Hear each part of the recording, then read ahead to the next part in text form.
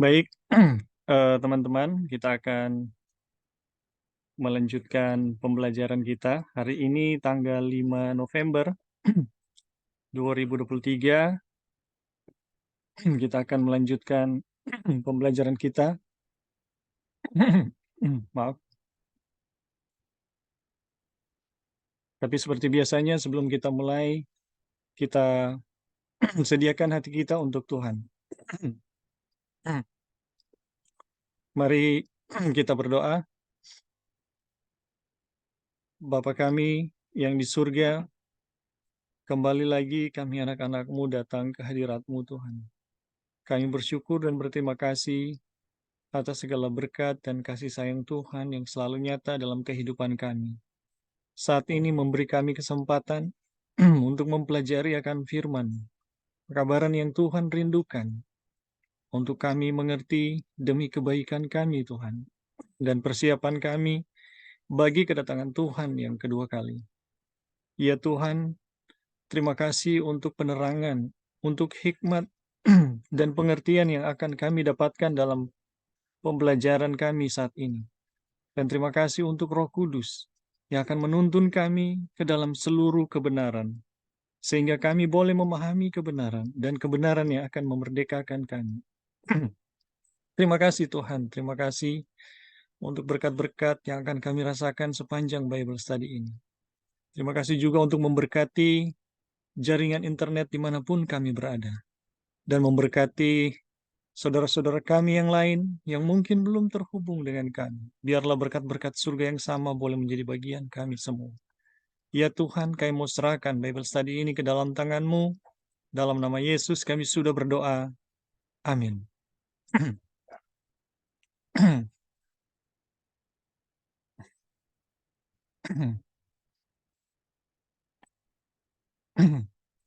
Baik, teman-teman, kita akan lanjutkan ya pembelajaran kita dalam buku Everlasting Covenant. Kita sudah masuk ya pada bab yang ketiga, membangun altar ya. Ya, membangun altar. Dan kita telah belajar bagaimana Tuhan memberkati ya, Tuhan telah memberkati Abraham, dan melalui Abraham ya, berkat Tuhan itu bisa jadi ke seluruh dunia ya, menjadi bagian setiap anak-anak manusia. Nah, teman-teman, dari apa yang kita telah pelajari dari bab 3 ini, kita belajar mengenai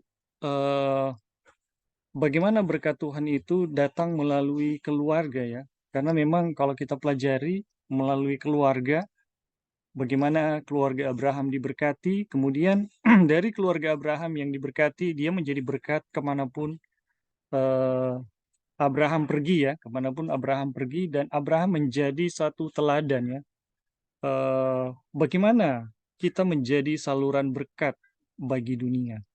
Nah, teman-teman, ini merupakan bisa dibilang satu standar yang tinggi ya, karena dengan cara demikianlah Tuhan bekerja, bagaimana berkat itu datang. Tuhan harus bisa memberkati dunia dulu ya, Tuhan harus bisa memberkati dunia dulu. Tuhan memberkati dunia itu hanya dengan memberkati melalui keluarga ya. Jadi Tuhan harus memberkati keluarga dulu, baru berkat-berkat itu bisa menyebar ya ke sesama kita.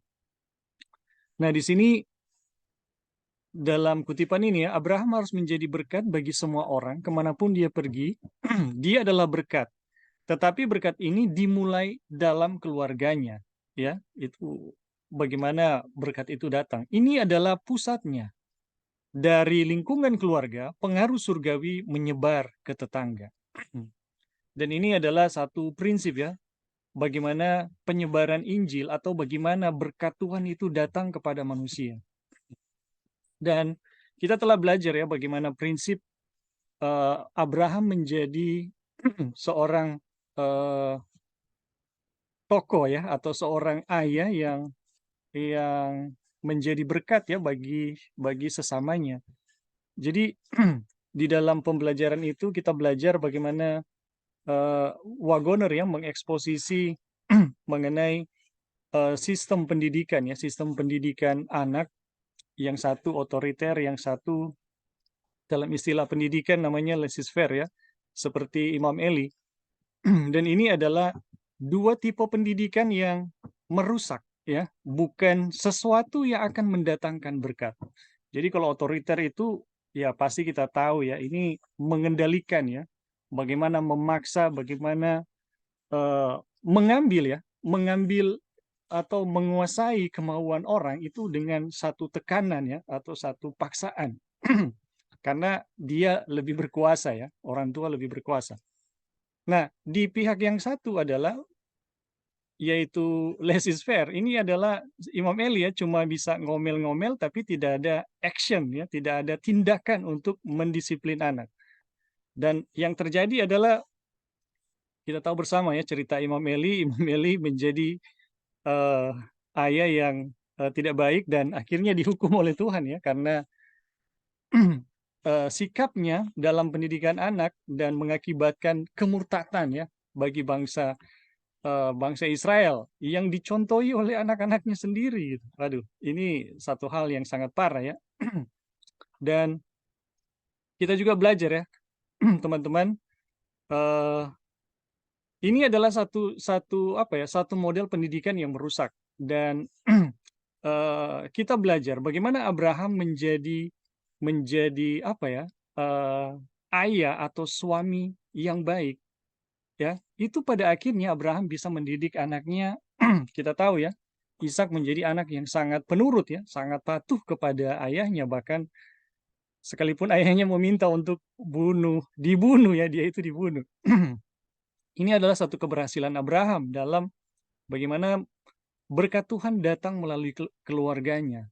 Tetapi teman-teman, yang perlu diketahui, Abraham ini bukanlah orang yang sempurna ya.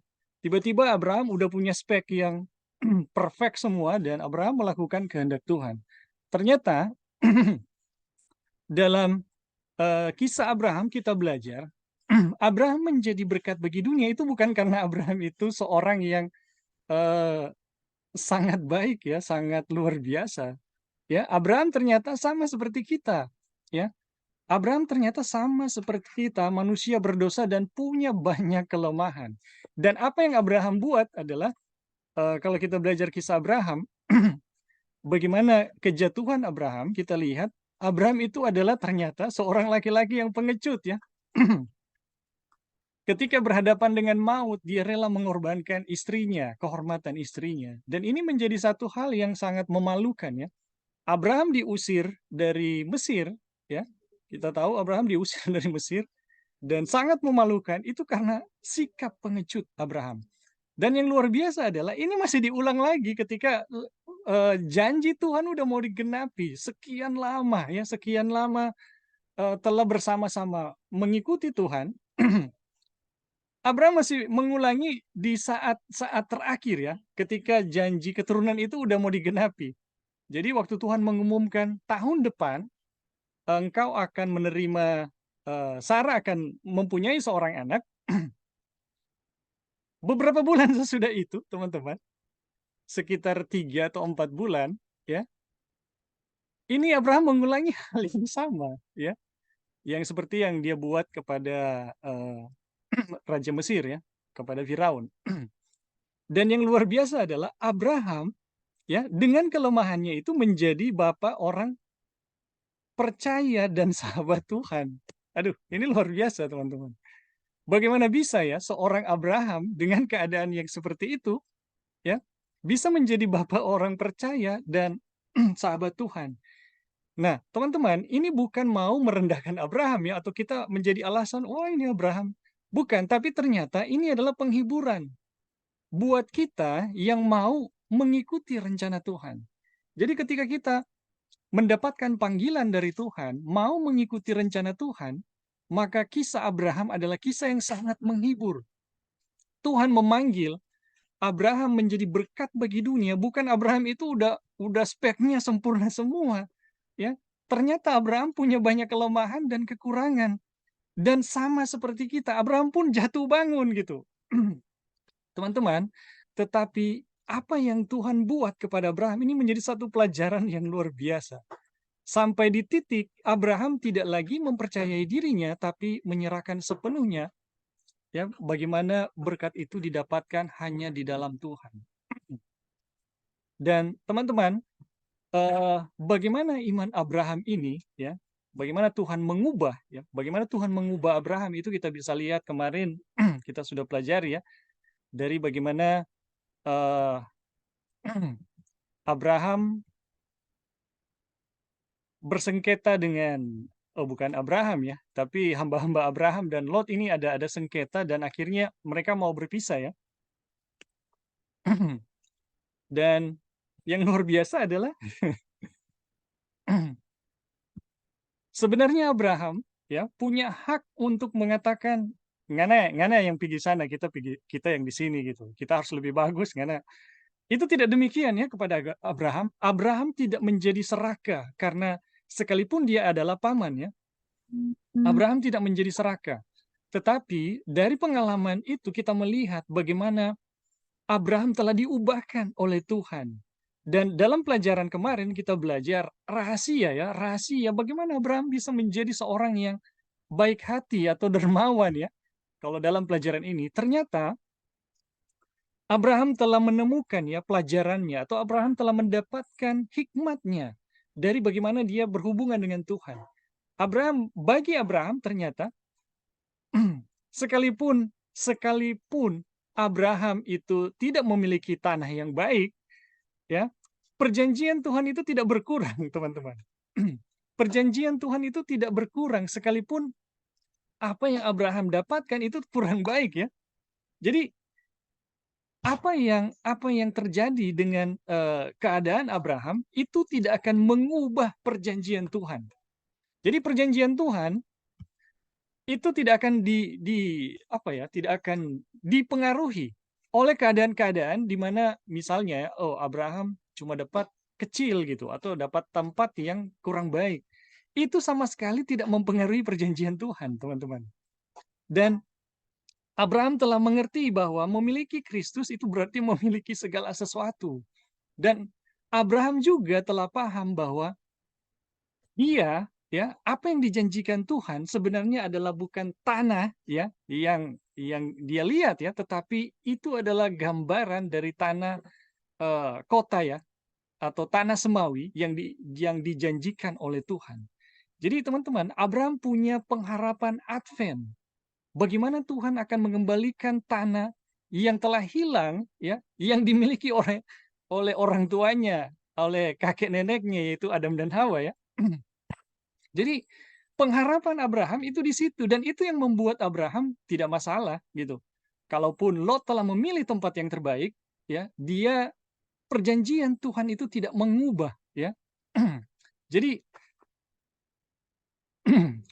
di sini dikatakan, ya, jika kekayaan hidup dalam hidup ini sedikit, itu tidak akan mengurangi warisan yang dijanjikan. Jadi teman-teman, Abraham telah mampu melihat, ya, apa sesungguhnya berkat itu. Dan ini teman-teman bukan hanya sekedar penghiburan, sebuah rasionalisasi gitu. Oh, ini biar jatuh orang siksa-siksa di dunia, yang penting kita punya surga. Tidak, tetapi pemikiran Abraham itu yang membuat dia sangat diberkati, teman-teman. Jadi keyakinan Abraham terhadap pengharapan Advent atau terhadap berkat itu yang sesungguhnya, itu yang menjadikan dia tidak bereaksi egois, ya. Tidak bereaksi egois dengan Lot keponakannya. Jadi pengenalan Abraham tentang Tuhan dan perjanjian yang telah Tuhan berikan kepada Abraham, itu yang membuat Abraham menjadi seorang yang bisa dibilang rendah hati dan dermawan, ya. Jadi Abraham telah menemukan inti berkat yang sesungguhnya. Dan di sini ada nasihat, ya, teman-teman. Ketika orang-orang yang mengaku Kristen ingin sekali merebut hal-hal dunia di dunia ini, dan merasa gelisah jangan-jangan mereka akan kehilangan sebagian dari hak-hak mereka, mereka menunjukkan ya bahwa mereka tidak menghiraukan warisan abadi yang ditawarkan Kristus. Jadi teman-teman, sehubungan dengan berkat-berkat dunia ya, sehubungan dengan berkat-berkat dunia dalam pencarian kita dengan berkat-berkat dunia, kalau kita menjadi begitu gelisah dengan hal-hal tersebut, seolah-olah kita akan apa ya, kehilangan sebagian dari hak-hak kita kalau kita nggak mendapatkannya, kita harus hati-hati ya teman-teman. Jangan-jangan kita telah kehilangan pandangan terhadap warisan atau untuk kita ya, pengharapan Advent. Jadi kalau kita telah kehilangan hal tersebut teman-teman, ya wajar ya kita mati-matian atau gontok-gontokan untuk bagaimana memperebutkan hak-hak kita di dunia ini ya. Dan itulah ya teman-teman, yang ditunjukkan Abraham. Abraham telah menjadi seorang yang luar biasa teman-teman. Tapi bukan Abraham seorang yang luar biasa, ya Tuhan memanggil Abraham, bukan Abraham adalah seorang, pahlawan yang super gitu dengan karakternya yang sangat baik, bukan teman-teman. Tetapi Abraham adalah manusia biasa sama seperti kita,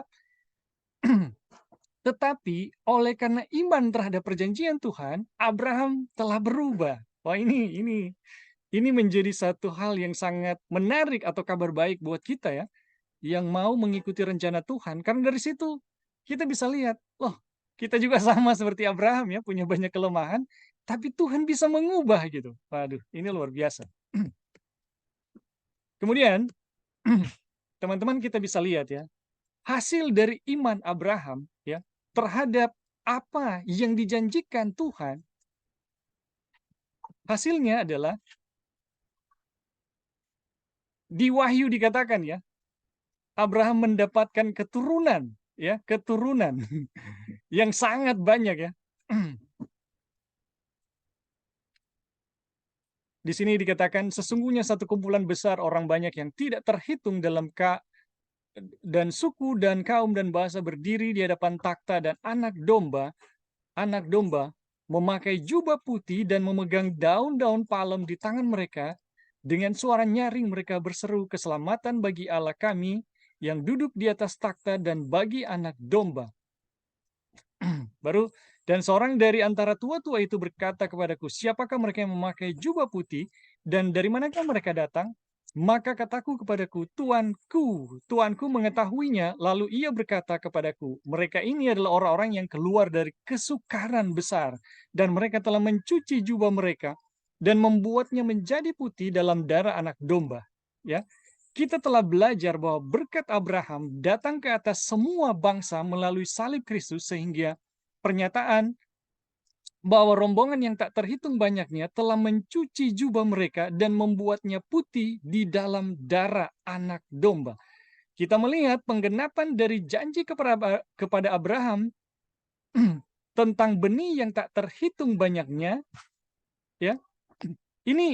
Inilah penggenapannya. Jadi teman-teman, dengan mempercayai perjanjian Tuhan, Abraham mendapatkan penggenapan, ya. Dan penggenapan ini ternyata di depan teman-teman. Bagaimana serombongan orang, banyak orang ya, itu berkumpul ya di dalam satu kemenangan dengan jubah putih ya.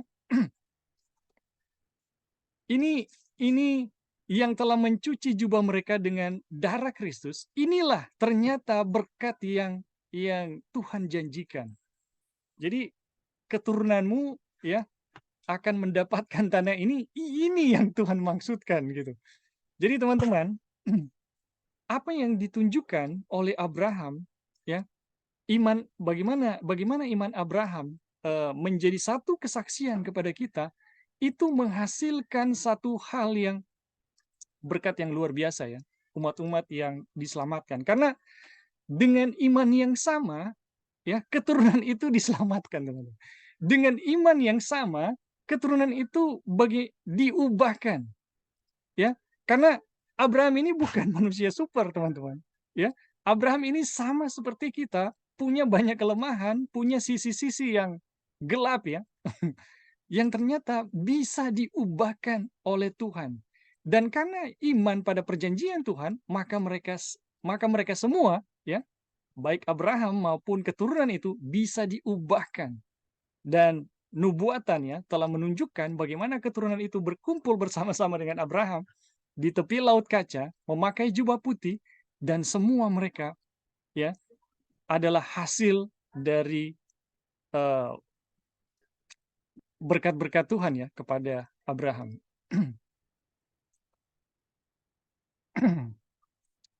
Oke, teman-teman, itu yang kita pelajari ya kemarin, dan sekarang kita memasuki uh, subtopik yang baru. Tapi sebelumnya, kalau ada yang mau tambahkan, bisa dipersilakan.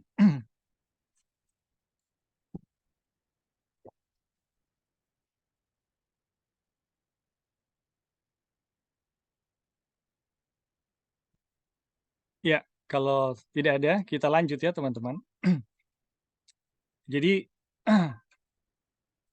yang kita pelajari saat ini adalah bagaimana seorang Abraham yang punya banyak kelemahan, ya, diubahkan oleh Tuhan.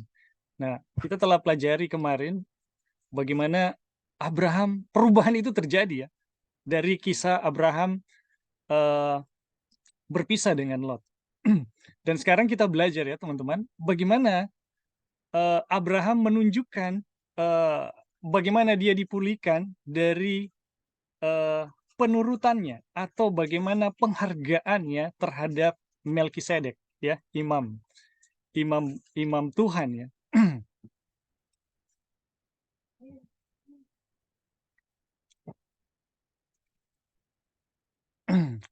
Ya, kita masuk ya pada subtopik yang baru, Abraham dan Melkisedek. Ini sangat menarik ya teman-teman, karena ada isu yang sangat bagus di sini yang akan kita pelajari sehubungan dengan Melkisedek, yang juga menjadi isu yang hangat sekali ya, baik di dalam gereja Advent sekarang maupun di luar Advent, ya, di kekristenan, ya. Di luar Advent, kekristenan di luar Advent. Kisah singkat Melkisedek membentuk hubungan yang paling erat, menyatukan kita dan saman kita dengan Abraham dan samannya, dan menunjukkan bahwa dispensasi Kristen yang disebut demikian pada zaman Abraham dan pada zaman kita juga. Jadi teman-teman, dispensasi Kristen itu bukan cuma waktu setelah Kristus atau setelah Yesus dan sesudahnya, ya. Ternyata dispensasi Kristen juga itu telah dimulai pada zaman Abraham. Bagaimana itu? Nanti kita lihat selanjutnya, ya. Kejadian pasal 14 menceritakan kepada kita semua yang kita ketahui tentang Melkisedek, ya. Semua yang kita ketahui tentang Melkisedek. Ibrani pasal 7 mengulangi cerita tersebut dan memberikan beberapa komentar mengenainya. Selain itu, kita mempunyai referensi tentang Melkisedek di pasal ke-6 dan Mazmur 110 ayat 4. Kisahnya begini, ya. Abraham kembali dari perjalanan melawan musuh yang telah membawa Lot, ya. Jadi Lot ini ditawan oleh raja-raja saat itu, ya. Kemudian Abraham membangun satu koalisi dan memperebutkan, ya, Lot kembali, dan juga membawa rampasan. Ketika Melkisedek menemuinya, ya, ini Melkisedek ini kita sudah pelajari, ya, seorang imam, ya. Dia membawa roti dan anggur. Melkisedek, ya, adalah raja Salem dan imam dari Tuhan yang Maha Tinggi. Jadi setelah Abraham memenangkan, ya, peperangan dan mendapatkan Lot kembali dan kemudian membawa rampasan, Melkisedek mendatanginya, ya. Melkisedek mendatanginya dan menemui dia sambil membawa roti dan anggur. Nah, Melkisedek ini ternyata adalah seorang raja Salem dan imam dari Tuhan yang Maha Tinggi. Dalam kapasitas ini, dia memberkati Abraham. Dan kepadanya Abraham memberikan 1/10 dari rampasan yang dia dapatkan kembali. Begitulah ceritanya. Tetapi dari situ ada beberapa pelajaran penting yang diambil. Ya. Jadi dari kisah bagaimana Abraham memenangkan Lot ya dan rampasan di dalam peperangan, kemudian bagaimana Melkisedek menghampiri Abraham, memberi eh, roti dan anggur, dan kemudian memberkati Abraham, dan Abraham memberikan 1/10. Ada pelajarannya, ada pelajaran yang kita bisa ambil, kita bisa pelajari. Pertama-tama, kita belajar bahwa Melkisedek adalah orang yang lebih besar daripada Abraham. Karena tanpa semua kontradiksi yang ada, ini teman-teman, Melkisedek ini ada banyak kontradiksi ya. Siapakah dia? Apakah dia Tuhan atau dia hanya orang yang menggambarkan Tuhan ya? Tetapi terlepas dari itu, ya, tanpa semua kontradiksi yang ada, yang lebih kecil diberkati oleh yang lebih baik. Jadi posisi Melkisedek ini bisa dibilang jauh lebih di atas ya daripada Abraham. Dan makanya Melkisedek ini datang dan memberkati Abraham. Dan karena Abraham memberinya 1/10 dari semuanya. Jadi ini adalah dua bukti ya bahwa memang Melkisedek ini adalah sesuatu yang lebih besar ya dari Abraham. Kita lanjut dulu ya teman-teman. Dia adalah tipe Kristus dan seperti dia. Jadi ini Melkisedek ini adalah tipe Kristus dan seperti Kristus. Dijadikan seperti anak Tuhan. Dia adalah tipe Kristus karena dia adalah raja dan imam. Jadi Melkisedek ini adalah tipe dari Kristus. Dan Kristus ya raja dan imam. Dan teman-teman kita tahu bersama bahwa Yesus Kristus ini dipromosikan ya oleh Paulus sebagai imam besar ya kepada sesamanya orang-orang Yahudi. Tetapi orang Yahudi bagaimana bisa menerima Yesus sebagai imam besar ya? Bagaimana bisa? Mereka tahu bahwa imam besar itu tidak bisa terjadi di luar keturunan Lewi. Jadi hanya keturunan Lewi yang berhak menjadi imam besar ya. Nah, bagaimana bisa Yesus bisa menjadi imam besar? Teman-teman, Rasul Paulus menjelaskan keimamatan Yesus itu bukan didapatkan berdasarkan keturunan, tetapi berdasarkan peraturan Melkisedek. Jadi Melkisedek ini adalah tipe dari Kristus. Atau bagaimana Kristus bisa menjadi imam besar dan raja itu berdasarkan peraturan Melkisedek. Jadi namanya berarti raja kebenaran, dan Salem di mana dia menjadi raja berarti damai. Sehingga dia bukan hanya imam, tetapi raja kebenaran dan raja damai. Jadi Melkisedek ini imam, juga raja, raja kebenaran, dan raja damai. Wah, ini luar biasa ya. Ada lagi bagian yang lain ya, tak beriaya, tak beribu, dan kekal ya. Jadi Melkisedek ini betul-betul menyatakan siapa Kristus ya. Jadi tentang Kristus dikatakan, nah itu tentang Melkisedek ya. Dan itu tepat menggambarkan tentang Kristus. Dan ini ya penjelasan Wagoner ya. Jadi tentang Kristus dikatakan, Tuhan berkata kepada Tuanku, ya. Tuhan berkata kepada Tuanku, duduklah di sebelah kananku sampai ku buat musuh-musuhmu menjadi tumpuan kakimu. Jadi ini perkataan Bapa dan anak ya. Tuhan telah bersumpah, ia tidak akan menyesal. Engkau adalah imam untuk selama-lamanya menurut Melkisedek. Jadi ini perkataan Tuhan ya, Bapa kepada anak ya. Engkau adalah imam untuk selama-lamanya menurut Melkisedek. Dan nama yang dengannya dia akan disebut adalah Tuhan kebenaran kita. Jadi kenapa Yesus itu betul-betul adalah, kenapa Melkisedek itu betul-betul tipologi dari Kristus? Ini ya penjelasannya ya, dalam ayat-ayat ini ya. Kemudian ayat selanjutnya adalah imamat Kristus sebagai raja dinyatakan dalam kitab suci ya. Yang bunyinya, beginilah firman Tuhan semesta alam. Inilah orang yang bernama Tunas, ia akan bertunas dari tempatnya dan ia akan mendirikan bait Tuhan. Dialah yang akan mendirikan bait Tuhan, dan dialah yang akan mendapatkan keagungan dan duduk memerintah di atas taktanya. Dia akan menjadi seorang imam dan duduk di atas taktanya. Pemufakatan tentang damai akan ada di antara mereka berdua. Ini Zakaria 6 ayat 12 sampai 13 ya. Kuasa yang dengannya Kristus sebagai imam mendamaikan dosa umat-umatnya adalah kuasa takhta Tuhan yang di atasnya ia duduk. Jadi Yesus ini adalah, berdasarkan ayat-ayat ini, adalah imam dan raja yang memerintah di atas takhta. Dan kuasa yang dengannya manusia itu didamaikan ya, atau dosanya diselesaikan, adalah kuasa yang olehnya dia memerintah, teman-teman. Nah, ini meneguhkan juga mengenai apa yang kita pelajari pada dua topik yang lalu ya. Topik yang pertama ya, pada bab yang pertama dan pada bab yang kedua ya, bahwa kuasa yang menyelamatkan kita adalah kuasa yang menciptakan ya.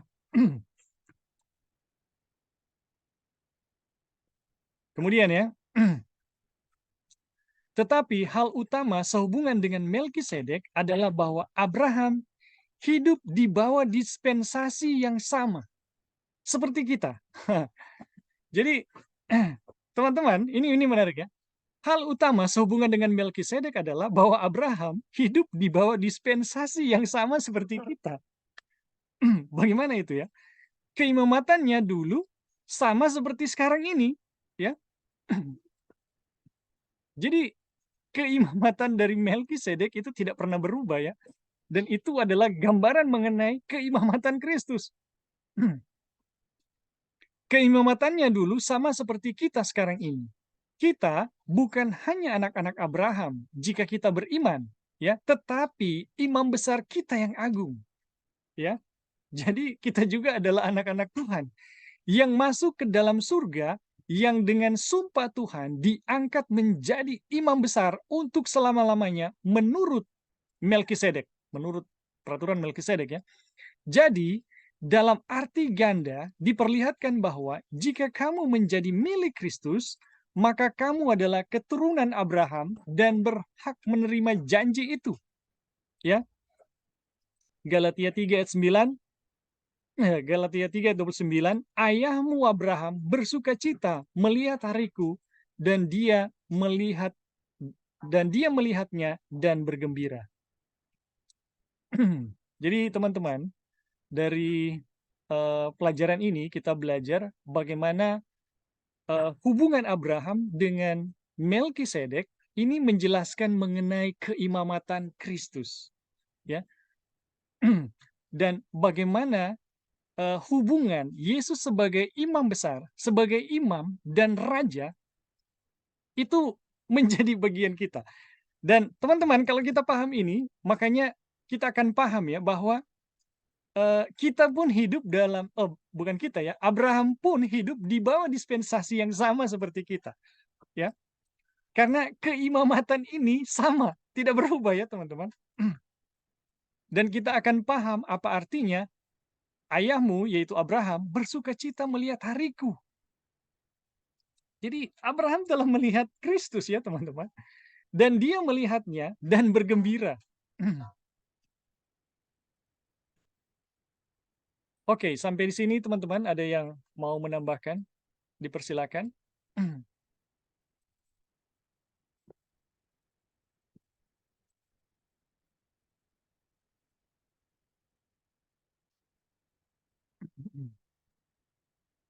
Cuma mau tanya, Ya, silakan.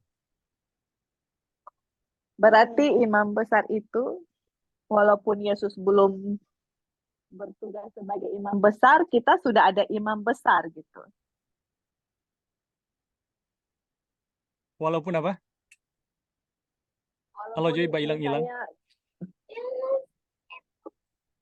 kalau bisa dengar, Kecil, bisa kecil. dengar, Kecil Joy.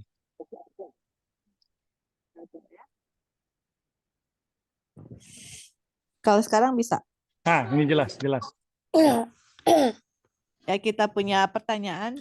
Jadi kan waktu Tuhan Yesus jadi imam besar sesudah dia naik ke surga kan? Ya, Ya, jadi kita punya pertanyaan dengan pelajaran ini adalah walaupun Yesus belum naik ke surga sebagai imam besar, kita sudah ada imam besar. Kita sudah ada imam besar karena dibilang di sini apa ya? Mana itu yang tadi? Engkau adalah imam untuk selama-lamanya menurut Melkisedek. ini nih. Iya kan? Di Mazmur 110 ayat 4. Ya, Thou art priest forever. Jadi Tuhan Yesus kan berperan sebagai imam pas dia masuk ke bilik yang apa namanya? Bilik Masuci. yang suci. Suci iya, sesudah dia naik ke surga kan. Itu dia punya tugas. Jadi tapi di sini dia bilang Tuhan Yesus sudah jadi imam besar selama-lamanya menurut Melkisedek. Jadi walaupun Tuhan Yesus belum jadi imam besar, istilahnya berperan, tapi dia sudah imam besar dari manusia jatuh dalam dosa lah kalau saya bisa bilang. Atau bagaimana? Ya. Apakah itu pengertian?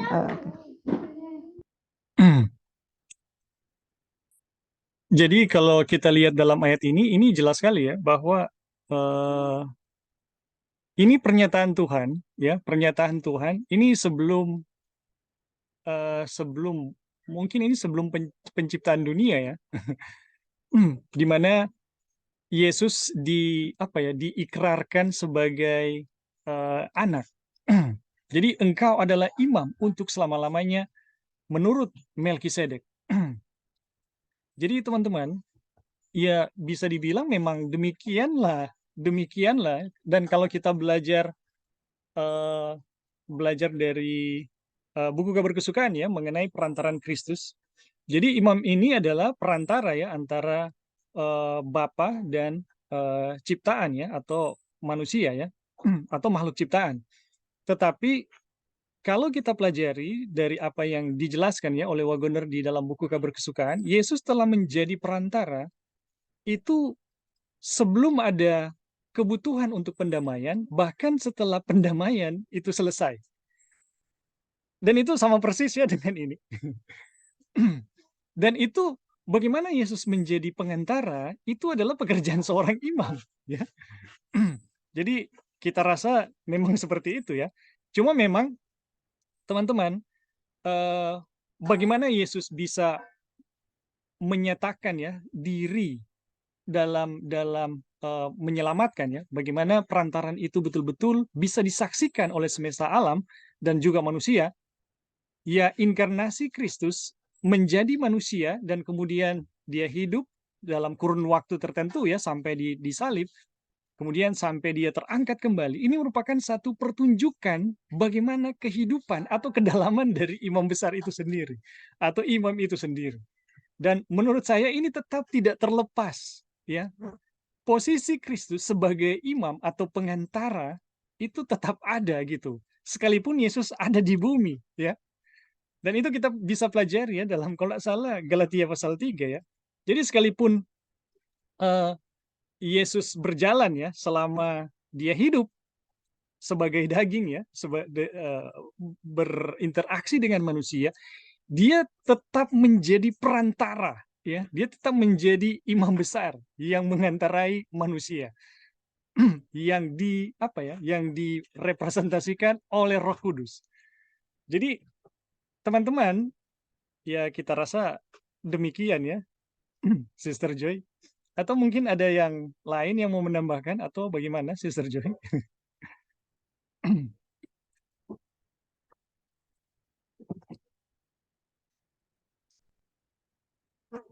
Ada teman-teman yang mau menambahkan, dipersilakan.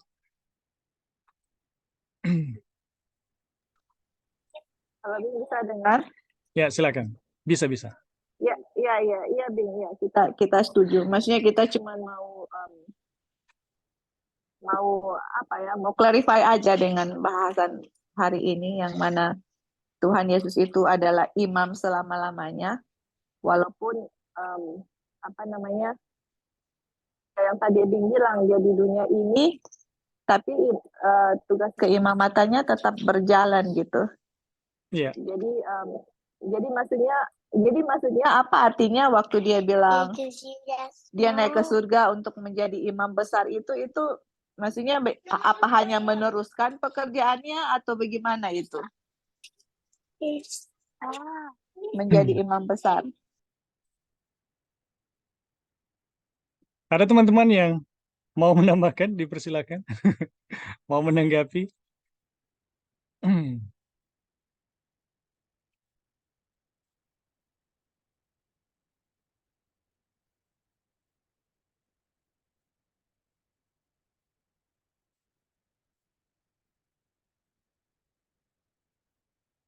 Iya, kalau belum ada, jadi kita bisa mengacu ya dari tulisan Wagoner ya dalam buku Kabar Kesukaan bahwa Yesus telah menjadi perantara ya sebelum ada kebutuhan untuk pendamaian dan bahkan setelah pendamaian itu selesai. Jadi bagaimana Yesus datang ke dunia kemudian akhirnya sepertinya dia melepas keimamatannya gitu, keimamatannya yang di surga ya. Dan kemudian setelah dia kembali dia menjadi berhak untuk eh, jabatan keimamatan tersebut. Nah, teman-teman, saya melihat bahwa ketika Yesus menjadi manusia, ya, berdasarkan kitab Ibrani ya, itulah yang membuat dia berhak menjadi imam besar. Jadi sebenarnya apa yang ditunjukkan oleh Kristus ya, apa yang ditunjukkan oleh Kristus eh, apa ya, mengambil atau membuat inkarnasi ya, menjadi manusia, ini sebenarnya merupakan satu pertunjukan kelayakannya menjadi imam besar. Ya, kenapa? Poinnya adalah imam besar yang kita miliki bukanlah imam besar yang tidak bisa merasakan segala kelemahan kita ya, teman-teman. Tetapi imam besar yang kita miliki itu juga turut merasakan sama dengan kita. Jadi teman-teman dengan melepas ya, tapi tetap masih ya, masih. Jadi di dalam roh Yesus masih tetap menjadi imam besar, tetapi secara fisik Yesus sementara menjadi apa ya? Menjadi manusia ya. Jadi teman-teman, ini bagaimana mau menjelaskan? Saya hanya bisa menjelaskan bahwa sebenarnya ketika Yesus menjadi manusia, itu dia sedang menjelaskan siapa dirinya yang sesungguhnya sebagai Allah dan sebagai imam besar. Kedalamannya itu seperti apa? Sehingga kita manusia yang menjadi pusat atau sasaran perantaraannya memiliki keyakinan untuk bisa datang ke hadiratnya ya, untuk bisa datang ke hadiratnya dan mengambil manfaat dari perantaran Kristus. Karena teman-teman ini penting sekali ya, bagaimana Yesus sebagai imam besar atau sebagai perantara itu betul-betul dijelaskan sehingga kita punya keberanian untuk mendekati takhta kasih karunia ya, seperti yang Paulus jelaskan.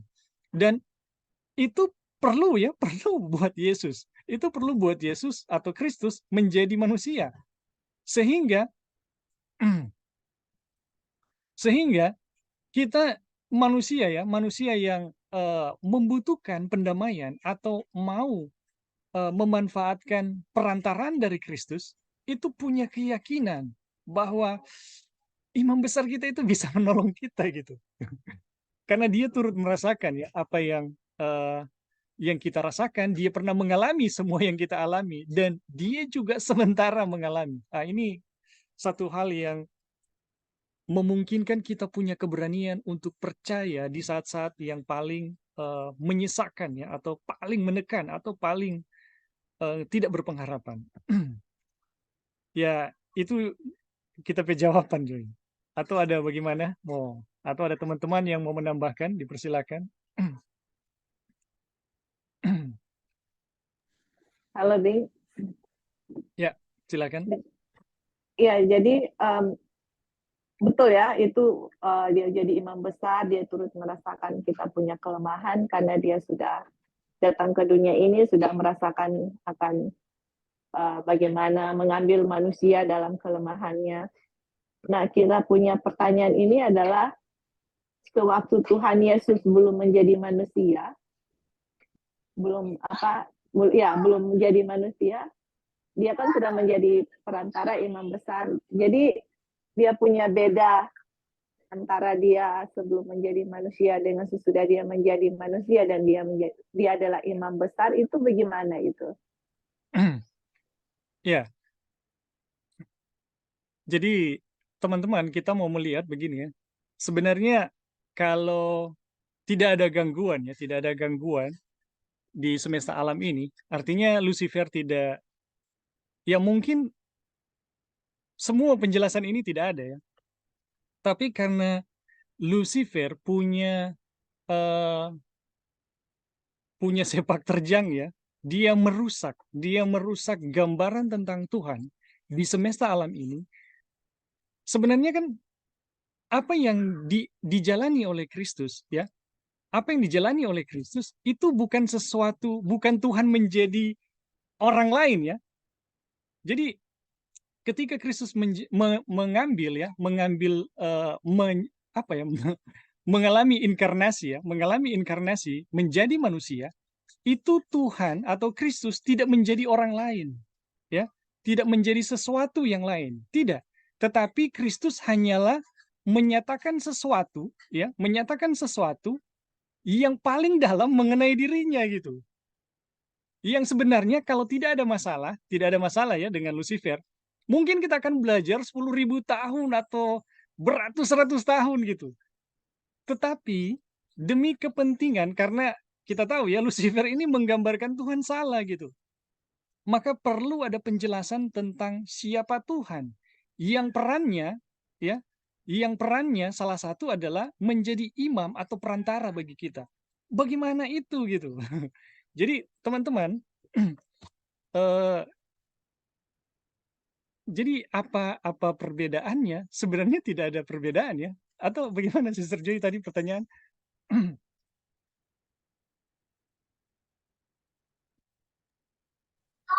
Ya, jadi kan waktu Tuhan Yesus datang ke dunia ini dia sudah jadi manusia, kan dia bisa merasakan kita punya kekurangan-kekurangan gitu.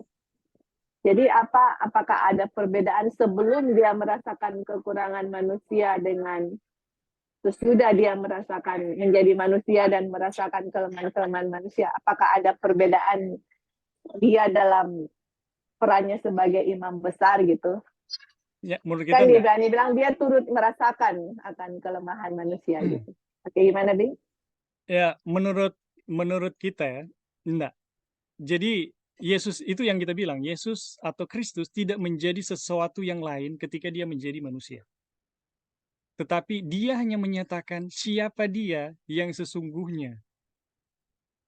Ya, siapa dia yang sesungguhnya dari kedalaman dirinya itu seperti apa gitu. Yang kalau tidak ada masalah Lucifer ya, tidak ada masalah Lucifer, tidak ada masalah dosa, mungkin kita akan pelajari ribuan atau ratusan ribu atau jutaan tahun baru kita tahu, oh ternyata Kristus itu seperti ini gitu. Tetapi karena dosa, ya entah Lucifer atau manusia, pemahaman tentang siapa Kristus itu seperti kalau dalam ilmu kimia perubahan kuantum namanya, ya. Elektron itu berpindah dengan dengan apa ya? Keluar orbit itu melintasi berbagai berbagai orbit gitu. Dan itu membutuhkan energi yang besar sekali, teman-teman. Jadi apa yang sesungguhnya terjadi saat Yesus melakukan inkarnasi itu betul-betul telah mengeluarkan bagiannya yang paling dalam dari ketuhanan itu sendiri.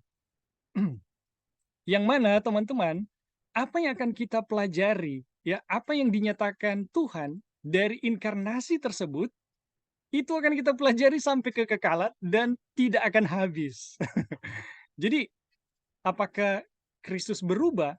Tidak sama sekali. Dia hanyalah menyatakan siapa dirinya. Jadi, inkarnasi manusia, ya, menjadi manusia yang kemudian dan seterusnya itu hanyalah pengungkapan dirinya yang paling dalam.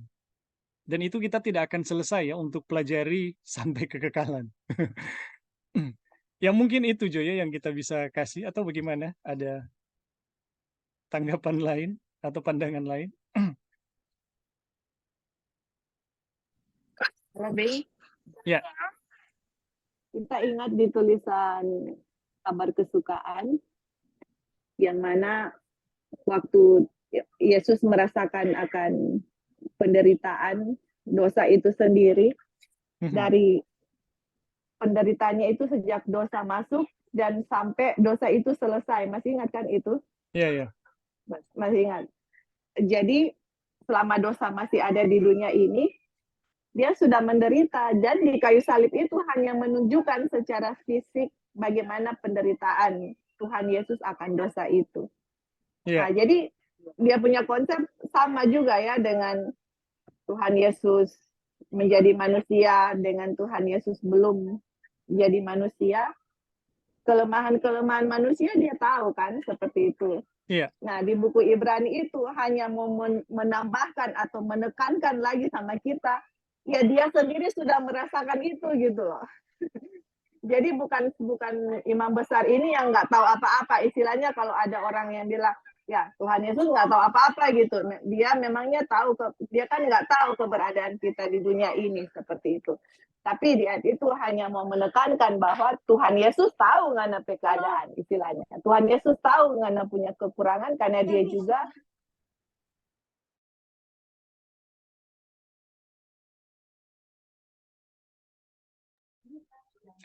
Ya. Halo Joy. Halo. Halo, hilang Joy. Joy pesuara hilang. kekurangan kita. Halo, bisa dengar, Bing? Ah, ini sudah. Bisa dengar? Ah, ini sudah. Oh ya, tadi ada tiba-tiba mati lampu. Jadi dengan dia menjadi manusia itu hanya untuk menekankan lagi kepada kita bahwa dia juga merasakan apa yang kita rasakan, bukan seperti Tuhan yang misalnya dia bilang, misalnya ada orang yang akan bilang, emangnya Tuhan tahu apa yang kita rasakan? Tuhan kan. Halo Joy, hilang.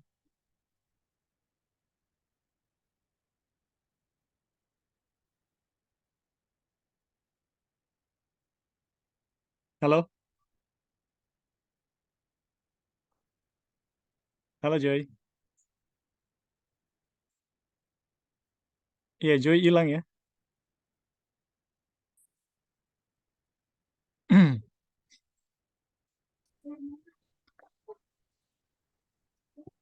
Bisa dengar, Bing? Ah, ini sudah. Oh, oke. Why you do recording? Jadi dengan Yesus menjadi yang manusia itu hanya menekankan kepada kita bahwa Yesus juga pernah mengalami hal yang sama, kita sebagai manusia, bukan hanya yang istilahnya Tuhan di surga gitu. Emangnya Tuhan tahu kita punya kelemahan, walaupun dia tahu kelemahan kita karena dia menjadi perantara kan, imam besar. Tapi waktu dia menjadi manusia itu lebih menekankan akan apa yang dia rasakan karena dia juga menjadi manusia, dan orang-orang tidak mengatakan bahwa memangnya Tuhan tahu kita punya kekurangan, memangnya Tuhan tahu bagaimana kalau kita dicobai. Itu ayat itu menekankan bahwa ya Tuhan tahu apa yang kamu alami, Tuhan tahu bagaimana penderitaan kamu, Tuhan tahu pencobaan-pencobaan kamu, karena dia juga menjadi manusia, pernah menjadi manusia, dan sekarang dia menjadi perantara. Jadi kita mempunyai perantara yang tahu persis akan keadaan kita gitu. Seperti itu, Bing. Oke, thank you. Jadi sama ya teman-teman. Jadi bagaimana inkarnasi Kristus menjadi manusia itu lebih, jadi ada dua hal ya. Itu menjelaskan siapa dirinya dan memastikan kepada manusia apapun yang manusia alami atau apapun yang manusia rasakan itu Tuhan pun merasakannya. Bukan telah merasakan ya, bukan hanya telah merasakan, tetapi sementara juga merasakan teman-teman. Karena di dalam roh Tuhan tetap menanggung ya semua yang kita alami. Oke, ada teman-teman lagi yang mau menambahkan? Dipersilakan.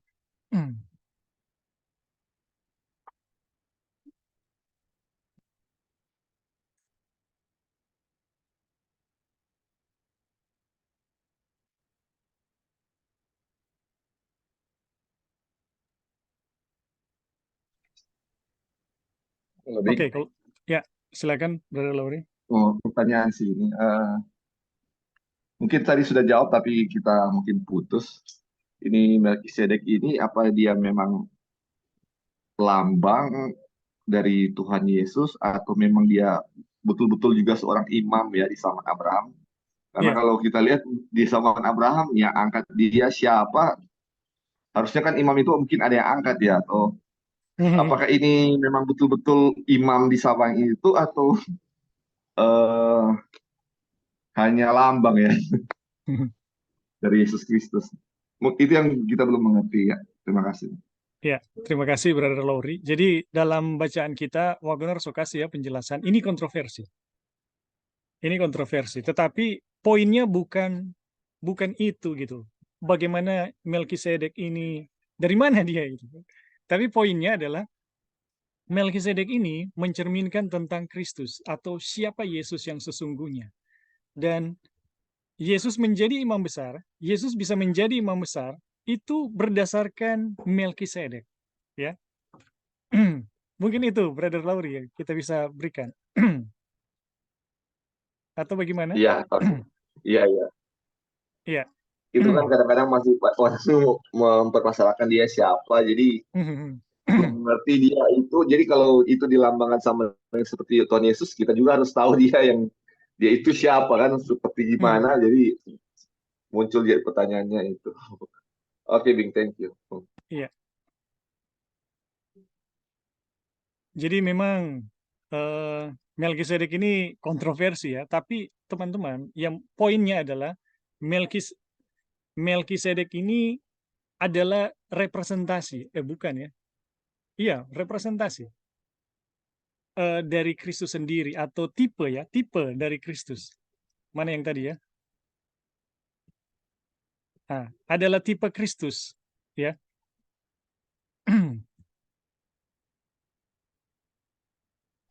Kalau Bing, Ya, bagaimana Joy? Ada tambahan? ya, bisa dengar? Bisa. Oke. Ini menarik kali punya pertanyaan. Tunggu.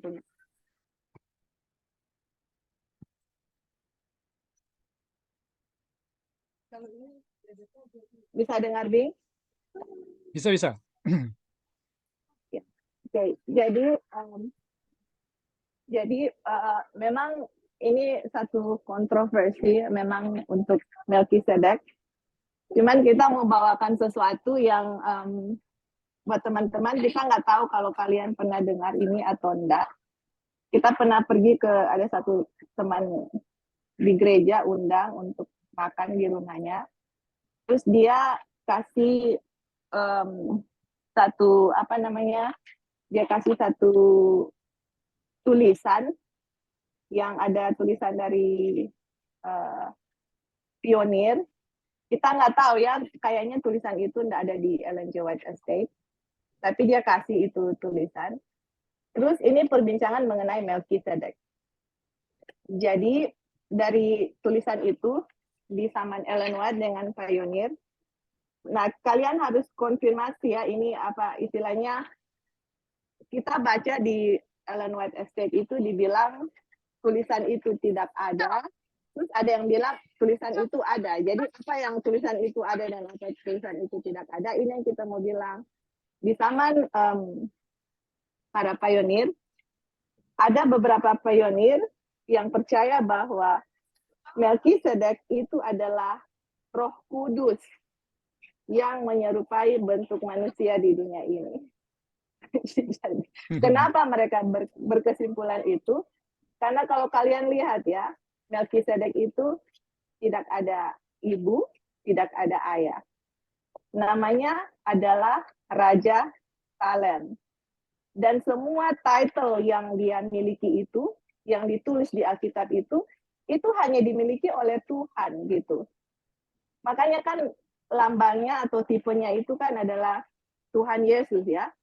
Karena tidak ada orang yang kalau kita lihat tipe apa lambang Tuhan Yesus, dia raja, dia imam besar. Melkisedek raja, imam besar. Ya, jadi istilahnya terus habis itu Melkisedek tidak punya ayah, tidak punya ibu. Ya dia lahir dari mana? Maksudnya kalau dia nggak punya ayah, punya ibu, waduh, dia lahirnya bagaimana seperti itu kan? Jadi waktu diselidiki itu, mereka ambil kesimpulan bahwa Melkisedek itu adalah Roh Kudus yang menyerupai yang istilahnya yang dalam kitab di Alkitab itu manusia bisa lihat begitu dan karena kalau kalian baca tulisan Ellen White dibilang di situ Melkisedek he is not Christ dibilang di situ Ellen White bilang tapi dia itu representative of God. Jadi kalau dia bukan Kristus dia representatif dari Tuhan, dia tidak punya dia tidak bukan punya manusia. Ayat. Dia bukan manusia, dia tidak dilahirkan dari manusia. Jadi siapa lagi? Iya, bisa, itu, masuk akal. Ya, jadi kita waktu itu kita apa ya kayak kita pertama kali teman-teman, listen, kita pertama kali terekspos dengan tulisan yang orang teman gereja ada kasih ke orang, terus kita baca itu kita kayak tercengang, kita bilang kita nggak pernah berpikir seperti itu gitu ya. Tapi penjelasannya itu masuk di akal gitu loh. Kalau dia nggak Kristus, kalau dia representatif dari Tuhan, dia memiliki seluruh atribut yang hanya Tuhan bisa pegang. Ya siapa lagi gitu. Jadi buat saya pribadi ya, kan dibilang begini kan, pertentangan mengenai orang yang di Godhead, hanya Father dengan Son begitu. Apakah Roh Kudus kita bisa lihat, maksudnya hanya roh dari firman yang keluar dari mulutnya seperti itu ya teman-teman. Jadi istilahnya gini, tentu saja Ellen White tidak menekankan siapa itu Melkisedek secara jelas ya, nggak pernah bilang dia itu Roh Kudus atau enggak. Kenapa? Karena dari Alkitab sama tulisan Roh Nubuat mau menekankan fisiknya roh itu kan misteri Tuhan istilahnya.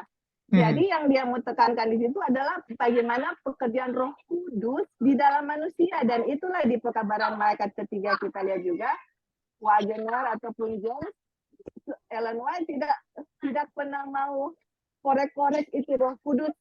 Gimana makanya Ellen White bilang kan nature alamian Tuhan itu tidak perlu diperdebatkan karena kita manusia nggak bisa menjelaskan Tuhan dengan detail gitu.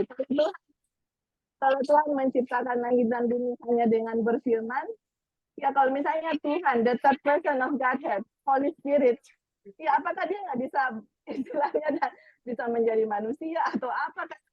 Itu yang Tuhan nggak bisa bikin gitu lah. Itu maksudnya apa yang Tuhan yang nggak bisa lakukan kayak begitu. Jadi makanya kita juga nggak pernah mau bawakan istilahnya dan nggak pernah mau kasih presentasi mengenai itu walaupun kita baca dia punya artikel itu karena bukan urusan kita untuk memperdebatkan Roh Kudus.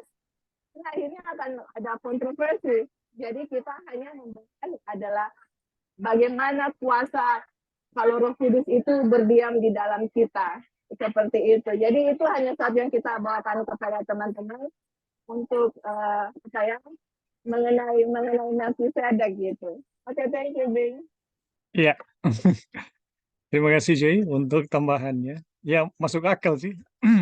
Tapi poin ya yang kita pelajari di sini adalah mengenai bagaimana ya pekerjaan dari Melkisedek, mengenai bagaimana dia eksistensinya ya tidak dikasih tahu ya kepada kita.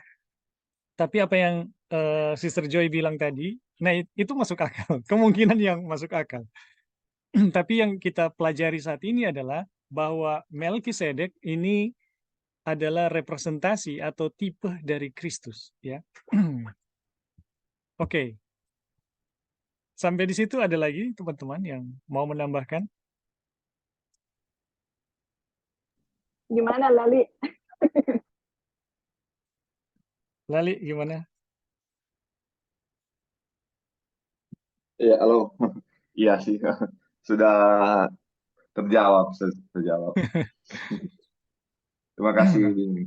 Ya, terima kasih brother. Oke, kita lanjut ya teman-teman. Oleh karena itu Abraham adalah seorang Kristen. Jadi Abraham ini seorang Kristen ya teman-teman. Dan di sini kita belajar ya, apa sih Kristen itu ya?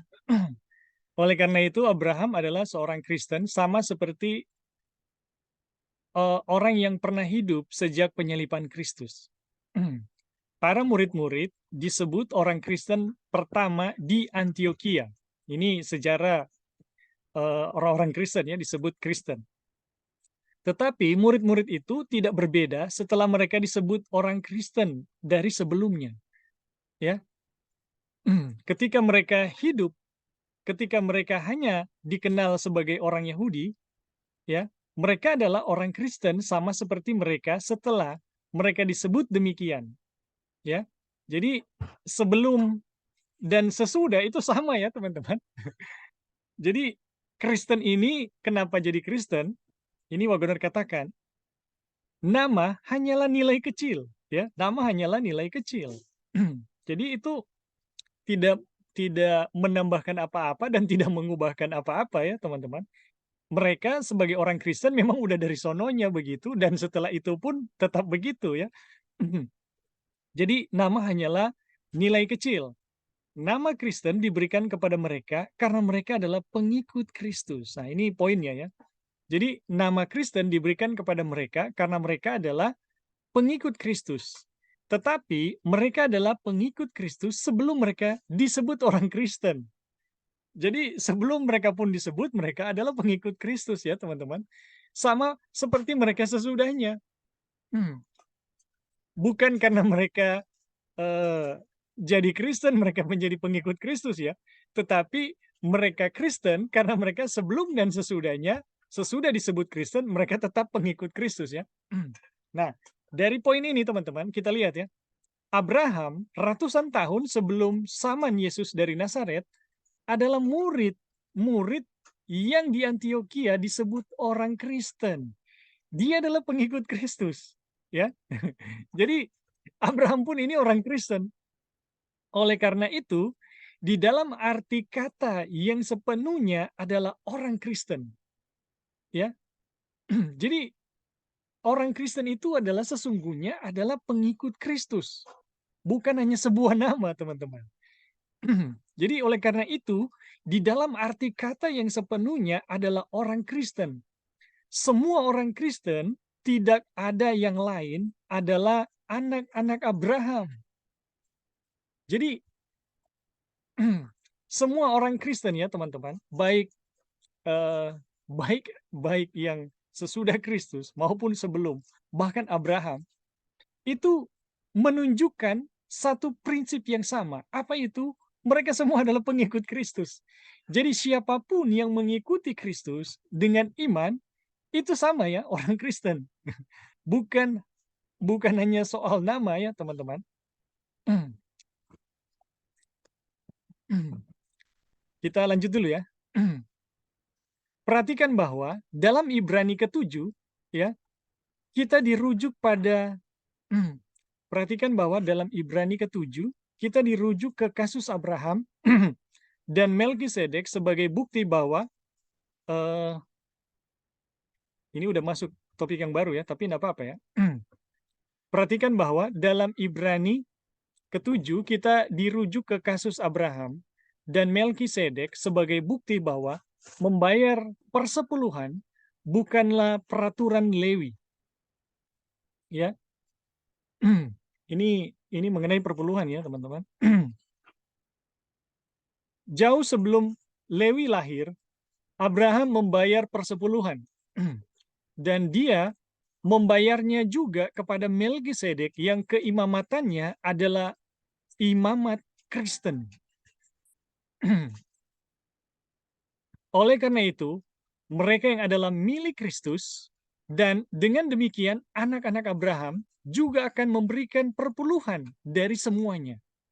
Jadi teman-teman, ini jelas sekali ya mengenai perpuluhan, bahwa dari zaman Abraham, ya, perpuluhan itu telah diberikan jauh sebelum ada peraturan Lewi, ya, jauh sebelum ada Lewi ada. Dan dia membayarnya juga kepada Melkisedek yang keimamatannya adalah imamat Kristen, ya. Bukan cuma karena keturunan Lewi lah. Oleh karena itu mereka yang adalah milik Kristus, dan dengan demikian anak-anak Abraham juga akan memberikan persepuluhan dari semuanya, ya. Jadi kalau Abraham memberi perpuluhan, maka anak-anak Abraham yang mengikuti iman Abraham, yang mengikuti Kristus pasti membayar perpuluhan. Akan terlihat bahwa persepuluhan adalah hal yang dikenal dengan baik pada zaman Abraham. Jadi teman-teman, ini perpuluhan bukan cuma muncul di zaman zaman bangsa Israel. Dan ini telah menjadi satu kontroversi, ya, bahwa perpuluhan tidak dibutuhkan lagi sekarang ini, ya. Ini telah menjadi perbincangan di dalam gereja kita dan di luar gereja kita, ya, mengenai perpuluhan. Dan semuanya memberi dalil bahwa perpuluhan itu tidak dibutuhkan karena perpuluhan itu khusus untuk Lewi, dan Lewi sekarang sudah tidak ada. Dan perpuluhan itu muncul dari satu sistem pertanian gitu. Dan sekarang sudah tidak ada gitu. Tidak ada musim barley lagi gitu seperti yang saat ini. Jadi teman-teman, perpuluhan itu, ya, ini anggapan mereka, ya, itu tidak dibutuhkan lagi. Itu sering menjadi bisnis bagi orang-orang yang bekerja atas nama Tuhan, katanya seperti itu, ya. Tetapi teman-teman, dalam pelajaran ini kita melihat bahwa perpuluhan itu telah ada jauh sebelum Lewi ada, jauh sebelum bangsa Israel ada, jauh sebelum ada sistem keimamatan bangsa Israel itu ada. Jadi perpuluhan ini telah dikenal di zaman Abraham, ya, di zaman Abraham, dan perpuluhan telah dipraktekkan oleh Abraham. Dan Abraham sedang mengikuti, ya, Kristus ketika dia mempersembahkan perpuluhan. Dan anak-anak Abraham pasti akan mengikuti Abraham juga, ya. Kita lanjut dulu, ya, teman-teman. Akan terlihat bahwa persepuluhan adalah hal yang dikenal dengan baik pada zaman Abraham. Dia memberikan persepuluhan kepada hamba Tuhan sebagai hal yang biasa. Dia menyadari fakta bahwa persepuluhan adalah milik Tuhan. Catatan dalam buku Imamat bukanlah asal mula sistem perpuluhan. Wah, ini benar sekali, ya. Tetapi hanyalah sebuah pernyataan fakta. Bahkan dalam aturan Lewi, membayar perpuluhan mengikuti Abraham. Jadi aturan yang muncul di Lewi itu cuma mengikuti Abraham, ya. Kita tidak diberitahu kapan pertama kali, ya, diberitahukan kepada manusia. Tetapi kita melihat bahwa itu diketahui dengan baik pada zaman Abraham. Ini mengenai perpuluhan, ya. Dalam kitab Maliaki yang secara khusus ditujukan kepada mereka yang hidup tepat sebelum hari Tuhan yang besar dan mengerikan, kita diberitahu bahwa mereka yang menahan persepuluhan sedang merampok Tuhan. Jadi teman-teman, ini ternyata perpuluhan ini adalah satu kebenaran, ya, satu kebenaran yang telah dengan sangat jelas itu ada, ya, di zaman Abraham, dan perpuluhan ini juga adalah satu kebenaran yang dengan jelas, ya, dinyatakan kepada mereka yang hidup menjelang, ya, atau sebelum hari Tuhan yang besar dan mengerikan. Jadi ini untuk orang-orang yang menantikan kedatangan Tuhan atau menjelang, ya, menjelang datangnya hari Tuhan yang besar. Kebenaran tentang perpuluhan ini sebenarnya ditujukan untuk mereka. Makanya di dalam ayat ini, ya, mereka yang menahan perpuluhan sedang merampok Tuhan. Aduh, ini luar biasa, ya. Kita lanjut dulu ya teman-teman. Argumennya sangat sederhana. Abraham memberikan perpuluhan kepada Melkisedek. Imamat Melkisedek adalah imamat yang melaluinya kebenaran dan kedamaian datang. Itu adalah imamat yang melaluinya kita diselamatkan.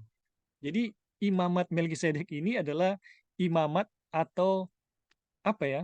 Suatu pekerjaan yang dengannya kita diselamatkan. Karena ini adalah tipe dari Kristus sendiri ya.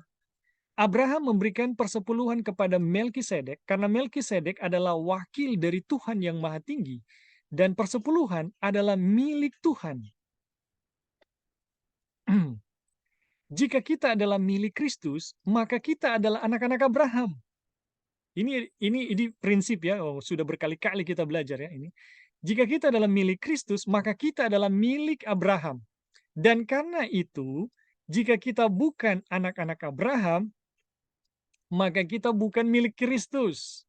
Tetapi jika kita adalah anak-anak Abraham, kita melakukan pekerjaan Abraham. Ya. Jadi teman-teman, kalau memang benar kita adalah anak-anak Abraham, kita adalah milik Kristus, maka kita akan melakukan pekerjaan yang Abraham juga kerjakan. Apa itu? Yaitu memberi perpuluhan. Ya. Yang menjadi pertanyaan adalah milik siapa kita gitu saat ini. Jadi kalau kita adalah milik Kristus, maka kita adalah anak Abraham. Maka kita juga akan melakukan pekerjaan yang sama seperti Abraham. Ya. Dari apa yang kita miliki, kita akan menyisihkan 1/10 untuk Tuhan.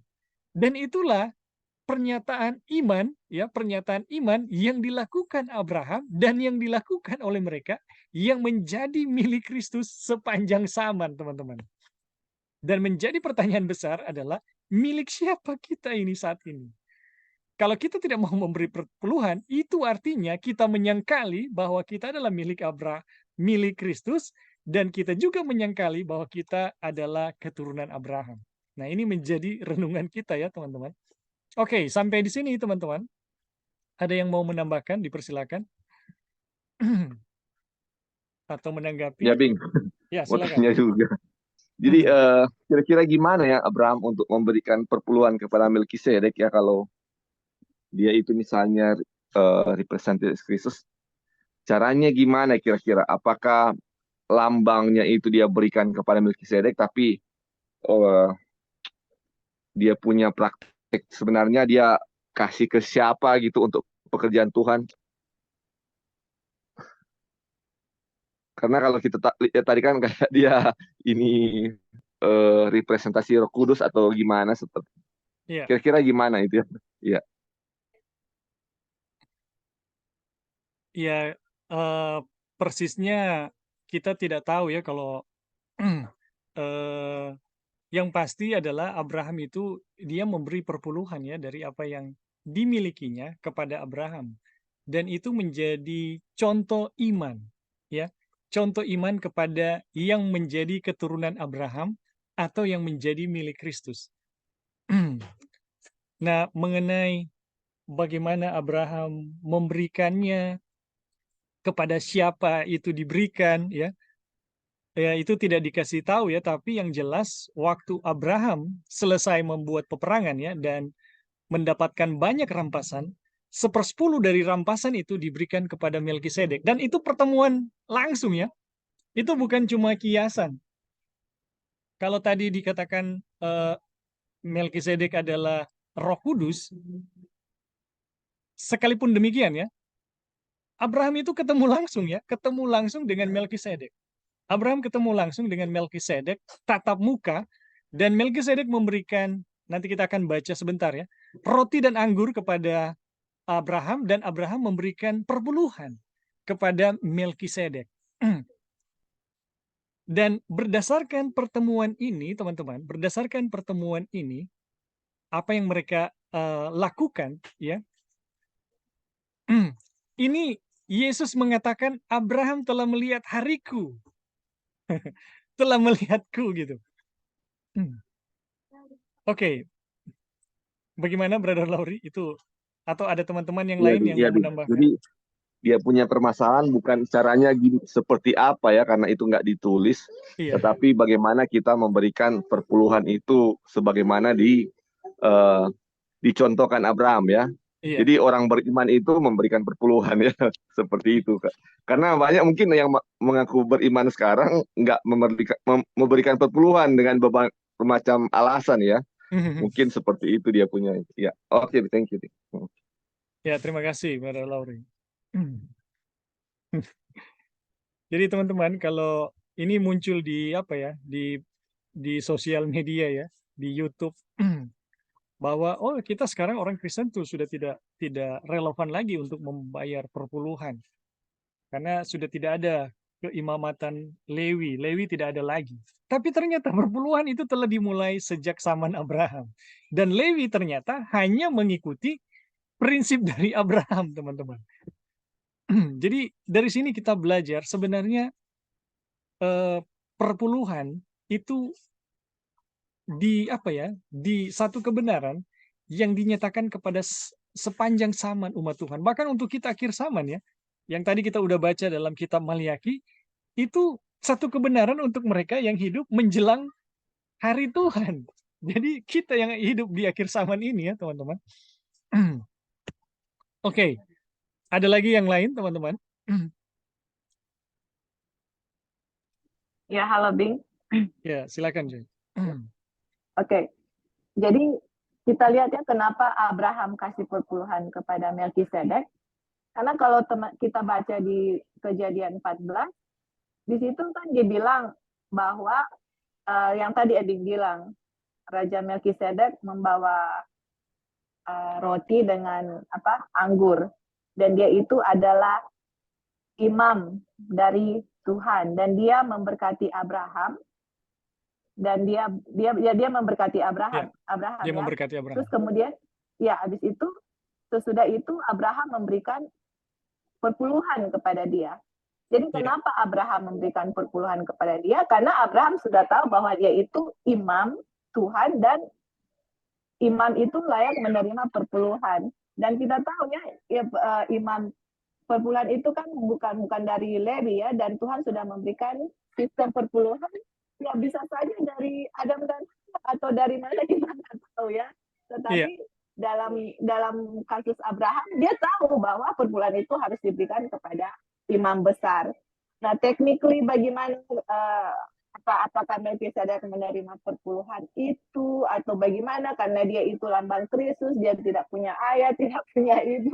Jadi ada hal-hal di Alkitab yang sometimes kita mau tanya gini ya, ini gimana gitu, itu sebuah misteri yang kita akan belajar di surga, sama seperti Roh Kudus ya, sepertinya bagaimana mau menerangkan Roh Kudus seperti itu. Jadi yang tadi kita bilang yang kayak yang Melkisedek tidak jadi dia bagaimana? Siapa yang angkat dia jadi raja? Terus dia keluar dari mana? Apakah dia manusia atau bagaimana? Itu hal yang misteri bagi kita manusia, tetapi akan bisa dijelaskan nanti di surga, kita akan tahu. Tapi dia punya inti-inti dari pelajaran itu yang kita perlu ketahui gitu. Oke, thank you. Ya. Jadi teman-teman, apa yang kita pelajari saat ini adalah berkaitan dengan penebusan kita, ya, dengan bagaimana dosa diselesaikan di dalam diri kita. Dan kebenaran tentang perpuluhan ini penting sekali ya teman-teman. Ini karena berkaitan dengan iman ya, berkaitan dengan iman. Dan tadi Joy sempat singgung, apakah ini sudah dari zaman zaman Adam dan Hawa? Menurut saya sebenarnya sudah ya. Dari prinsip Taman Eden saja ya, semua ini boleh kamu makan, tetapi yang satu ini ya, ini tidak boleh. Itu saja sudah merupakan prinsip dari perpuluhan. Semua yang lain yang diberikan Tuhan boleh kita ambil, tapi perpuluhan tidak boleh. Ya, ini sebenarnya sama teman-teman. Itu sama juga dengan hari Sabat ya. Ada 6 hari yang kita bisa lakukan pekerjaan, tapi hari ke-7 itu milik Tuhan. Sebenarnya sama ya teman-teman. Jadi ini adalah kebenaran-kebenaran yang semuanya diberikan Tuhan ya untuk sebenarnya untuk kebaikan kita dan pengakuan kita terhadap kekuasaan Tuhan. Jadi teman-teman, apa yang dinyatakan kepada kita ini demi kepentingan kita ya, demi kepentingan keselamatan kita. Oke, sampai di sini teman-teman, ada yang masih mau menambahkan sebelum kita lanjut?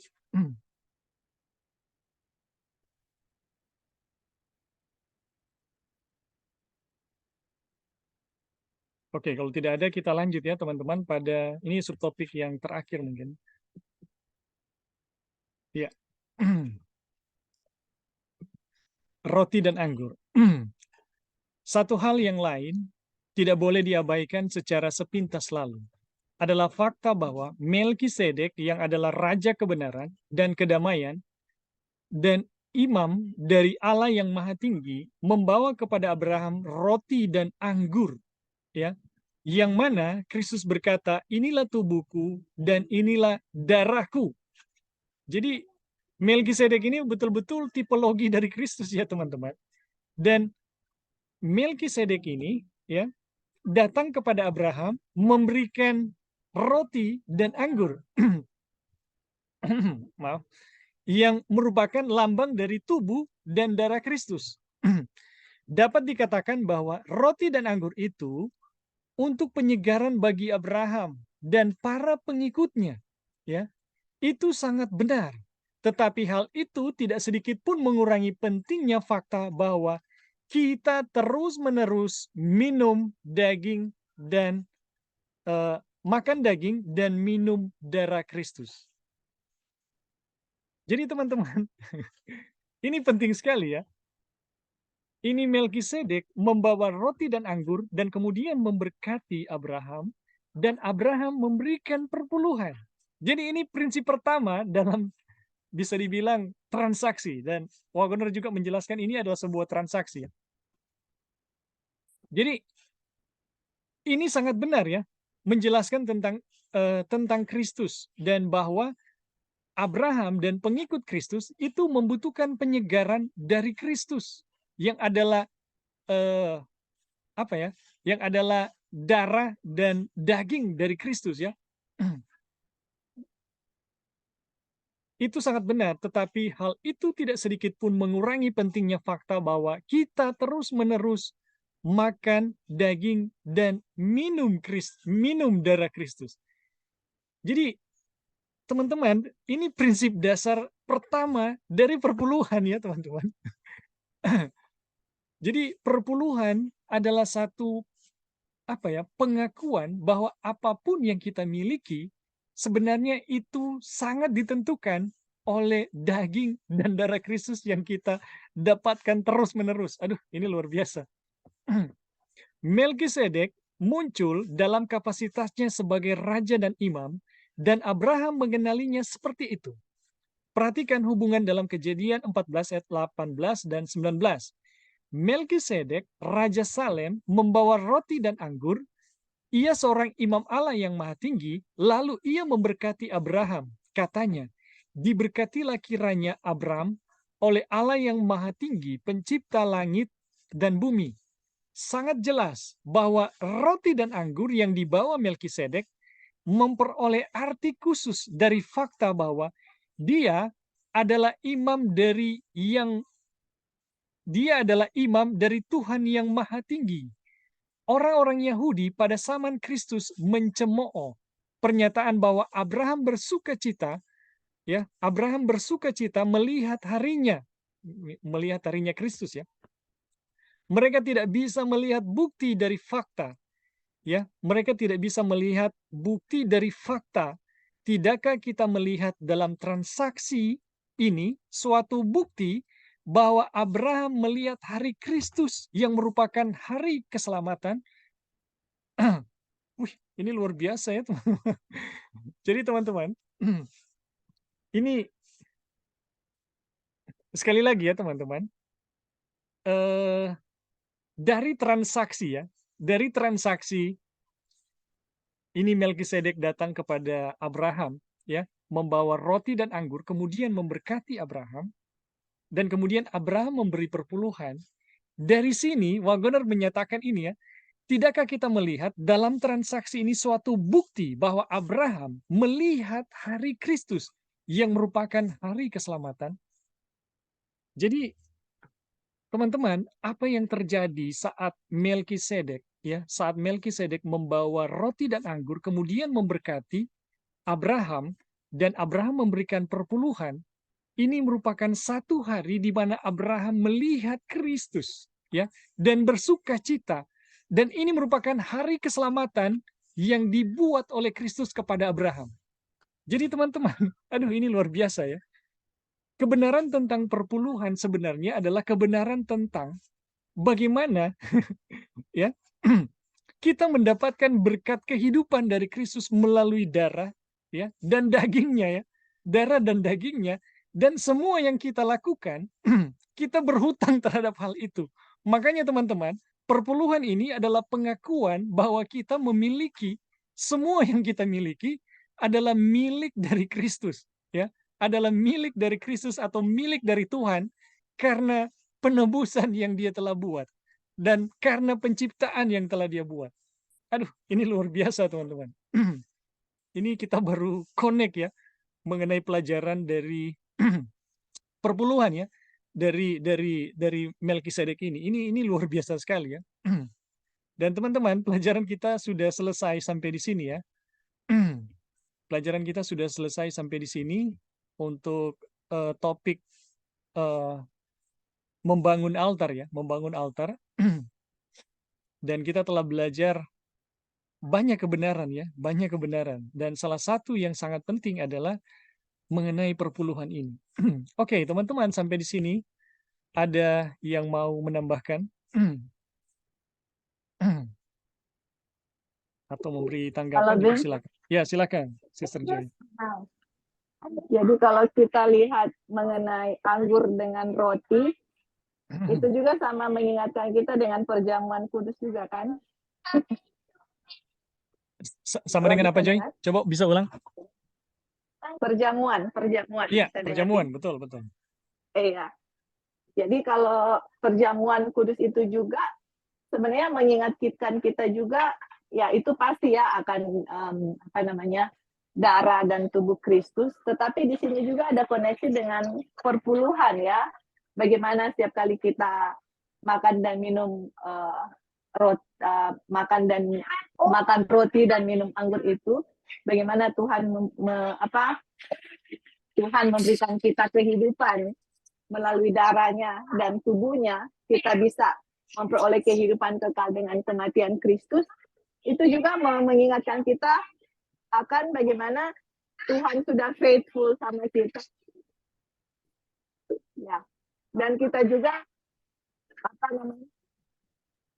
mau membuktikan akan kita punya faithfulness sama Tuhan dan memberikan persembahan dan persepuluhan yang sudah diceritakan di dalam cerita Abraham dengan Melkisedek. Jadi ada kebenaran yang kita bisa pelajari ya, yang kita sebenarnya nggak tahu, akhirnya bisa kita pelajari dalam pelajaran mengenai Abraham dengan Melkisedek.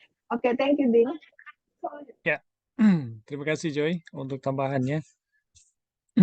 Jadi betul sekali ya teman-teman, ini roti dan anggur ini juga pelajaran tentang perjamuan ya, mengenai bagaimana Yesus memecahkan roti dan kemudian membagikan kepada murid-muridnya, dan kemudian membagikan juga anggur ya kepada murid-muridnya ketika ini perjamuan dibuat ya, terakhir ya, bersama-sama dengan muridnya. Dan Yesus mengatakan ini adalah lambang dari tubuhku yang akan dihancurkan dan darahku yang akan dicurahkan. Dan setiap kali kamu melakukan ini, kamu memperingati tentang aku sampai kedatanganku ya.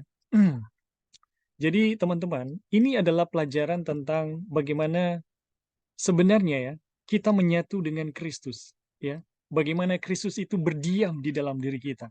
Roti yang kita makan itu masuk ke dalam diri kita. Darah yang kita minum masuk ke dalam diri kita. Dan semuanya ini teman-teman yang menyebabkan kita bisa hidup, kita bisa bergerak, kita bisa ada. Dan ini adalah berkat Tuhan yang memungkinkan kita bekerja, kita dapat hasil, dan dari hasil itu Tuhan meminta perpuluhan. Ya, Tuhan meminta perpuluhan sebagai bukti atau sebagai pengakuan bahwa memang benarlah demikian. Semua yang kita miliki adalah milik Tuhan. Jadi teman-teman, perpuluhan ini bukan soal bagaimana kita memberi kepada Tuhan ya. Kita sama sekali tidak memberi kepada Tuhan. Tapi perpuluhan itu hanyalah merupakan pengakuan kita apapun yang kita miliki adalah milik Tuhan. Wah, ini luar biasa. Dan dari sini ya teman-teman, dari kisah ini kita melihat ya, bagaimana perpuluhan dan penebusan itu dia terkoneksi ya teman-teman. Ini luar biasa. Dari cerita Abraham dan Melkisedek ini ya. Oke, teman-teman, sampai di sini apa masih ada lagi? Kalau di, Ya, silakan, Brother Lauri. ya, jadi ini ingatkan juga ya bahwa ini kayak anggur dan roti ini atau perjamuan ini ada sebelum bangsa Israel ya. Iya. Seperti hari Sabat, begitu juga hari Sabat kan. Iya. Jadi makanya kita juga pikir kenapa ketika Yesus mati, kenapa perjamuan ini nggak dipalangkan saja? Maksudnya ini kan sudah melambangkan Yesus mati di kayu salib kan. Ternyata ini ada sebelum bangsa Israel, dan yang dipalangkan di kayu salib itu kan yang upacara-upacara bangsa, upacara-upacara Musa ya. Iya. Nah, makanya ada orang yang sampai saat ini masih merayakan upacara Musa karena mereka menyamakan itu katanya seperti perjamuan. Perjamuan melambangkan Yesus, dan kayak upacara Pentakos, ya seperti yang upacara hari raya Pondok Daun. Mereka masih selenggarakan karena katanya sama seperti perjamuan masih diselenggarakan, itu juga yang melambangkan Kristus harus diselenggarakan sampai saat ini. Jadi ini, tapi setelah baca ini ternyata ini perjamuan sudah ada sebelumnya seperti hari Sabat. Jadi kalaupun upacara-upacara itu sudah ada sebelum ini, mungkin kita masih perlu rayakan ya kalau mau lihat seperti itu. Tapi ini hanya kayak hari Sabat dan perjamuan atau makan daging dan anggur ini yang masih ya. Ya mungkin itu aja Bing komentarnya. Ya, terima kasih. Jadi teman-teman, kebenaran-kebenaran yang dipercaya oleh gereja kita ya sebagai satu doktrin ya yang masih dipraktikkan, ini ternyata bukan muncul belakangan gitu, tetapi ini sebenarnya kebenaran-kebenaran yang mendasar ya sudah masih dalam kitab Kejadian, ini sudah ada semuanya ternyata. Jadi teman-teman, dari sinilah kita belajar ya tentang penebusan itu lebih jelas ya, dari kisah Abraham dengan Melkisedek, Abraham dengan Lot ya, kita belajar tentang penebusan, tentang perjanjian Tuhan itu lebih jelas lagi. Dan teman-teman, semuanya ini adalah bagian dari perjanjian Tuhan ya, yang Tuhan nyatakan kepada Abraham bagaimana dia mau memberkati dunia ini ya melalui keturunannya, dan bagaimana Abraham menjadi saluran berkat bagi dunia melalui bagaimana berkat itu memberkati keluarganya. Dan teman-teman, kita telah belajar bahwa Abraham bukanlah spek yang sempurna ya. Bukanlah orang yang tiba-tiba dia udah beriman semuanya, patuh semuanya ya. Ternyata Abraham juga sama seperti kita. Dan dari kisah Abraham ini teman-teman, kita belajar banyak tentang penebusan. Bagaimana Tuhan melihat manusia dan bagaimana Tuhan melihat hukum-hukumnya. Ya, bagaimana Tuhan menyatakan dirinya teman-teman. Beda sekali dengan pandangan manusia mengenai siapa Tuhan, bagaimana hukumnya, dan bagaimana sebenarnya manusia. Jadi teman-teman, ada pelajaran-pelajaran yang sangat indah yang kita telah pelajari bahwa Tuhan mampu mengubah manusia. Tuhan memanggil manusia bukan mereka yang benar, tetapi mereka yang berdosa. Dan siapapun dia, Tuhan mampu mengubahnya, teman-teman. Tuhan mampu mengubahnya dan menjadikan seperti Abraham ya, sahabat Allah dan Bapak orang percaya. Aduh, ini luar biasa. Bagaimana Tuhan telah berjuang keras mengubah Abraham menjadi sesuatu yang sangat harum di hadapannya dan di hadapan semua manusia, dan menggenapi apa yang dijanjikannya kepada Abraham. Bagaimana melalui Abraham berkat itu disalurkan kepada sesama kita. Ini merupakan satu perjanjian yang luar biasa teman-teman, yang kita telah lihat dari kisah Abraham ini ya. dan kita akan semakin jelas lagi ya di waktu-waktu yang akan datang untuk mempelajari mengenai perjanjian ini. Jadi semoga pertemuan kita saat ini, teman-teman,